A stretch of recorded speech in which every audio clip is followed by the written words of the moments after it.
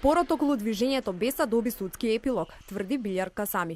Тој вели дека судот одлучил партијата да остане во рацете на тетовското крило. По ова се отвара прашањето што ќе превземе скопското крило на чело со Африм Гаши, со оглед на тоа дека Касами додаде дека ќе бидат казнети сите оние кои во иднина ќе се обидат да го злоупотребат името на партијата.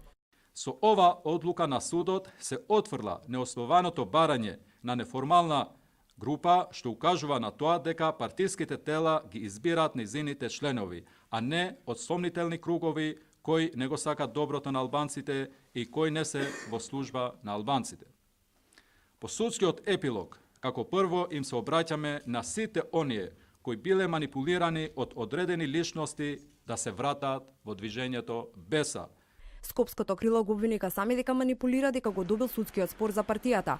Го повикуваме членството на движењето Беса и нејзините поддржувачи да не подлегнуваат на измамите на тие кои знаат да фалсификуваат. Се работи само за првостепена одлука која е донесена врз фалсификуваните документи од претходниот правен застапник на Беса.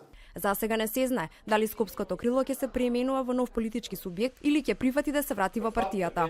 По изборот на председател на Скопското крило, Гаши 30 на негови поддржувачи поднесоа кривична пријава против председател на движењето Беса Билјар Касами за злоупотреба на службена положба. Според нив, Касами го прекршил законот за политички партии и статутот на партијата.